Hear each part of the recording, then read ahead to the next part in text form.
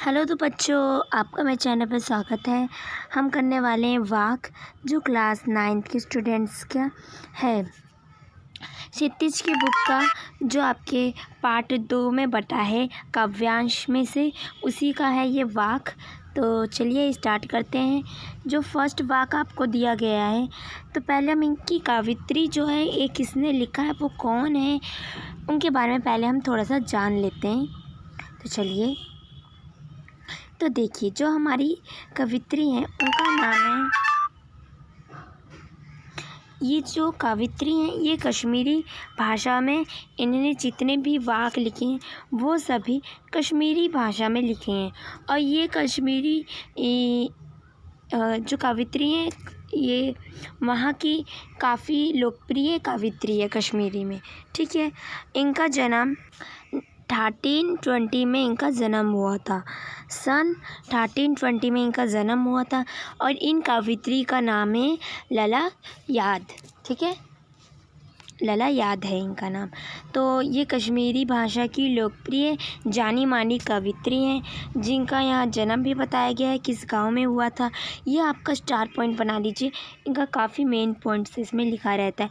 तो आप पढ़ेंगे तो आप ही के लिए काफ़ी अच्छा होगा, क्योंकि क्वेश्चन इन्हीं से बनते हैं कि जो कवित्री हैं उनका नाम क्या है, ये कहाँ हुई थी, कौन से सन में हुई थी, ये कहाँ की लोकप्रिय कवित्री थी। ठीक है, तो इनको इन नामों से भी बुलाया जाता था, मतलब इनके इतने सारे नाम भी थे। ठीक है, और इनका ध्यान 1931 के आसपास ऐसी हो गया था। ठीक है, और इनके काव्यशीली को हम वाक कहते हैं। ठीक है, और इन्होंने ज़्यादातर जो भी काव्यशीली यानी वाक जितने भी लिखे हैं वो कश्मीरी में लिखे गए हैं, बट हमें ये हिंदी में अनुवाद करके दिए गए हैं। जिस तरीके से कबीर के दोहे होते हैं, मीरा के पद होते हैं, तुलसी की चौपाई होती है, रस्ता खान के सवैयाँ होते हैं प्रसिद्ध, उसी तरह ललाट के वाक भी प्रसिद्ध है। ठीक है, तो इन्हीं सब के बारे में बताया गया है। हम इसमें पढ़ेंगे क्या, हमें इनके जो बारे में बताया दिया है। अब ये जो है ये ज़्यादातर ईश्वर से बहुत प्रेम करती हैं। ठीक है, ये उन्हीं के बारे में बताया है इस पूरे वाक में कि ईश्वर अपने जीवन और भगवान के बीच का चीज़। ठीक है, और ये ज़्यादातर जो हमारे क्या कहते हैं धर्म में डिफरेंट होते हैं उनके बारे में बताया गया कि किस तरीके से हमें अपने आप को समझना चाहिए। तो वही सब हम पढ़ेंगे। तो देखिए, आपका आता है पहला वाक जो है, तो उसको रीड कर लेते हैं हम। रस्सी कच्चे धागे की खींच रही मैं नाव, जाने कब सुने मेरी पुकार, करे देवा महासागर पार। पानी टपके कच्चे सकोरे, व्यर्थ प्रयास हो रहे मेरे, जी में उड़ती रह हुक, घर जाने की चाह है मेरी, चाह है घेरी। ठीक है, तो इसमें हमें बताया जा रहा है जो रस्सी, पहले हम इतना पैराग्राफ समझेंगे। ठीक है, क्योंकि आपके में हर चीज़ का मीनिंग भी बताया जा रहा है बिल्कुल क्लियरली। ठीक है, तो रस्सी कच्चे धागे की यानी कि खींच रही हूँ नाव, इसमें बताया जा रहा है, इस वाक्य के माध्यम से कवित्री कहना चाहती हैं कि जो कवित्री हैं, ठीक है, वो बोलती हैं कि मैं कच्चे धागे रूपी, जैसे सांसें यानी जो कच्चा धागा है उसको सांसों में तुलना की गई है। तो कच्चे धागे रूपी सांसों को नाव मतलब कि जो जीवन है, जीवन को नाव बता रही हूँ। तो कच्चे धागे रूपी सांसों को नाव जीवन को खींचने का प्रयास कर रही हैं वह। ठीक है, अर्थात कि जो कच्चा धागा है वो काफ़ी कितना होता है, कमज़ोर होता है, पतला सा, वो कभी भी टूट सकता है, अलग हो सकता है। तो वो यही बता रही हैं, जीवन और सांसों का संबंध बताती हैं वो। ठीक है, आगे हमें क्या बताया जा रहा है कि पानी टपके कच्चे सकोरे, व्यर्थ प्रयास हो रहे हैं मेरे, यानी कि अब वे ये कहती हैं कि अब देखो इसमें हमें ये भी बताया गया था, मैंने ये लाइन पूरी कंप्लीट नहीं करी आपकी यहाँ से, ठीक है। यहाँ से आगे बताया जा रहा था कि जाने कब मेरी पुकार करेंगे दे, मतलब कि वो कहती हैं फिर बाद में कि मैं ईश्वर जाने मेरी आराधना कब स्वीकार करेंगे और मुझे इस भवसागर से कब वे पार करेंगे। यानी भवसागर मीन्स आपका संसार से तुलना किया गया है, ठीक है। सभी चीज़ को बिल्कुल अच्छे से सुनिए, ठीक है। अब पानी टपके कच्चे सकोरे व्यर्थ प्रयास हो रहे हैं मेरे। इसमें वे लेख कवित्री बताना चाहती हैं कि जो जीवन रूपी हमारा, ठीक है, वो कच्चा सकोरा यानी कि जो मिट्टी का होता है, सकोरा मीन्स मिट्टी का बर्तन, ठीक है, जो मिट्टी का बर्तन होता है उसको कहा गया है। तो कच्चा सकोरा हम कब कहते हैं, जब कच्ची मिट्टी हम कब कहते हैं, जब कोई बर्तन बना दिया गया हो, कटोरी, अब उसको पकाया ना गया हो अभी तक, तो वो कच्चा है, क्योंकि इसमें पानी भरेंगे तो पानी गिर जाएगा। तो उसी तरीके से बताया जा रहा है कि जो जीवन रूपी सकोरा है उसमें से समय समय क्या हो रहा है, पानी जो हो रहा है कम होते जा रहा है। यानी कि वो ये बताना चाह रही है कि जो मेरा जीवन है वो धीरे धीरे कम होते जा रहा है, मेरी सांस जो है वो धीरे धीरे ये कम होती जा रही है। और वो कहती हैं कि व्यर्थ प्रयास हो रहे हैं, ईश्वर से मिलने की जितने भी मेरे चाह हैं वो सभी प्रयास क्या हो रहे हैं, व्यर्थ हो रहे हैं मिलने के। मैं जी उठती रहा है, यानी कि हुक मतलब होता है पीढ़ा, अंदर से पीड़ा होती है, मिलने की चाह करती है, मिलकर भी वो नहीं मिल सकती ना, तो चाह करती है मिलने की और घर जाने का बहुत मन करता है। कवित्री ये बताती हैं। दूसरे वाक्य में वो ये बताती हैं कि एक मिनट, कि खा कर कुछ पाएगा नहीं, ना खाकर बनेगा अहंकारी, सम खा तभी होगा संभावी, खुलेगी संकल्प बंद द्वार की। यानी कि वो कवित्री अब इस वाक्य से वो हमें ये बताना चाहती हैं कि इस दुनिया के अंदर देखो, खा कर, यानी कि दुनिया के अंदर इतनी सारी वस्तुएं हैं, इतनी सारी चीज़ें हैं। अगर आप मतलब मैं आपको ये थोड़ा सा एग्जांपल देके समझाती हूँ, ठीक है, फिर उसके बाद में आपको क्लियर समझ भी आ जाएगा। खा कर यानी कि आप ऐसे समझो इसको, पूरे इतना पैराग्राफ, ठीक है, इसको आप इस तरीके से समझिए कि जैसे आप कुछ लोग होते हैं, पैसे वाले होते हैं, उनके पास कहते हैं हमारे पास गाड़ी, हमारे पास ये कपड़े हैं नए नए, हमारे पास ये है, हमारे पास देखो अपना घर है और हमारे पास टीवी है, फ्रीज है। तो ये क्या है, वो इस दुनिया की वस्तुओं को खा कर क्या बन रहे हैं, अहंकारी बन रहे हैं। और फिर बताया गया है कि ना खाकर, यानी कि अमीर व्यक्ति ये कहे बाद में कि मेरे पास इतना पैसा है पर मैं अपने इन फालतू चीज़ों में पैसा नहीं खर्च करता, तब वह क्या करता है, वो तब भी घमंडी बन जाता है, अहंकारी। अब वो कौन सी चीज़ों का अहंकार करता है कि मेरे पास, मैं इतना पैसा वाला हूँ तब भी मैं इन चीज़ों का वस्तुओं का इस्तेमाल नहीं करता। तो वही बताया जा रहा, खा कर तो कुछ पाएगा नहीं, अहंकारी बन जाएगा, और ना खाकर भी तो तब भी अहंकारी बन जाएगा।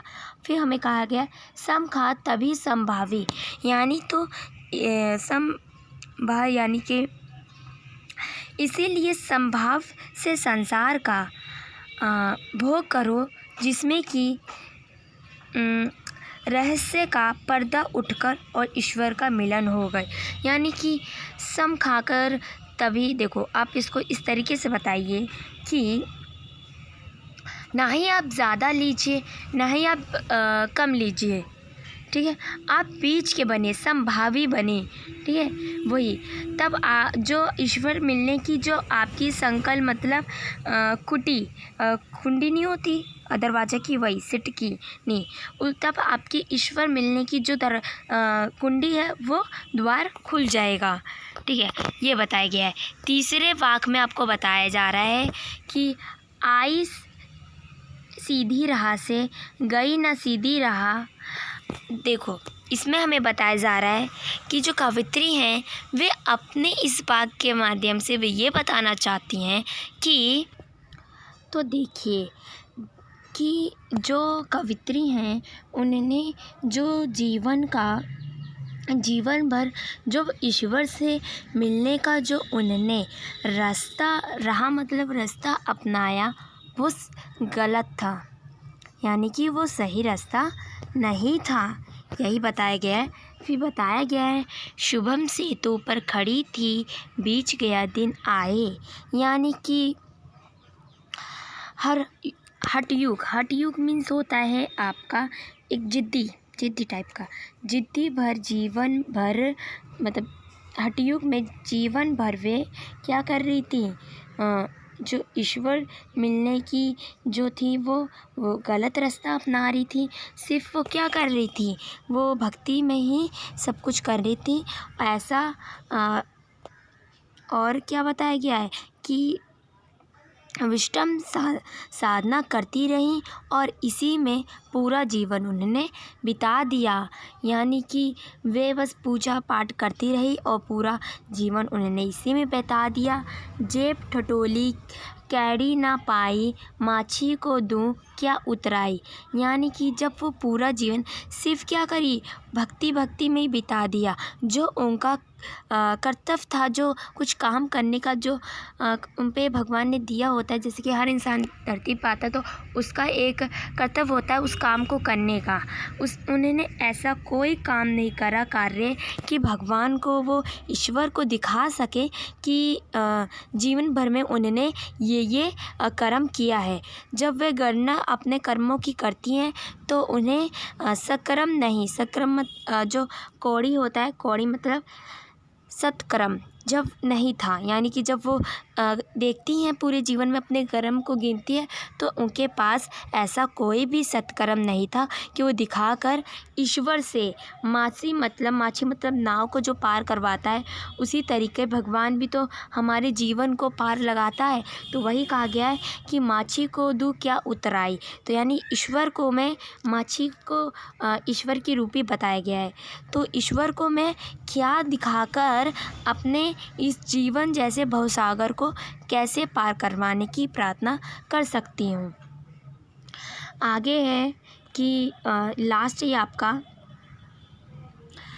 थल थल में बसता है शिव ही, भेद न कर क्या हिंदू मुसलमान, ज्ञानी है तो स्वयं को जान, वही है स्याही से पहचान।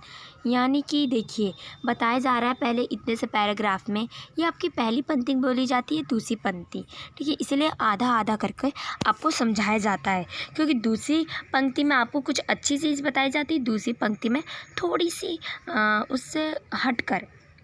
तो देखिए इसमें हमें बताया जा रहा है कि दल दल में बसता है शिव ही, यानी कि जो कवित्री हैं इस वाक्य में वो ये बताना चाहती हैं कि कण कण में शिव मतलब ईश्वर हमारे वास करते हैं, इसीलिए सभी मनुष्य को हमेशा एक आधार पे रहना चाहिए।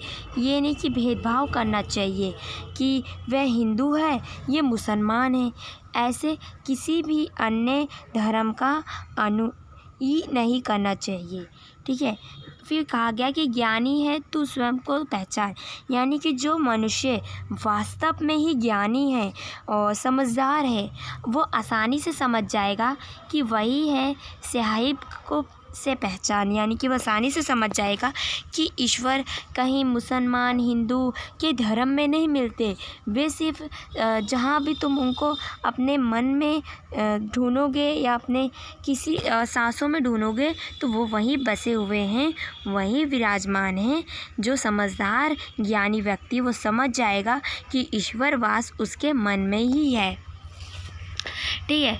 आगे है आपके ये कुछ क्वेश्चन आंसर्स हैं, काफ़ी इजी हैं एंड सब्सक्राइब करिए, बेल आइकन प्रेस कर दीजिए, लाइक करिए, कमेंट करिए एंड शेयर करिए। Thank you for watching. हम ऐसे ही आपके अगले वीडियो में मिलेंगे इसी तरीके से। अगर आपको इसके क्वेश्चन आंसर्स चाहिए तो बता दीजिए, वर्ड मीनिंग आपके यहीं लिखे गए हैं काफ़ी, तो आप इनको कर सकते हैं। थैंक यू फॉर वॉचिंग दोस्तों।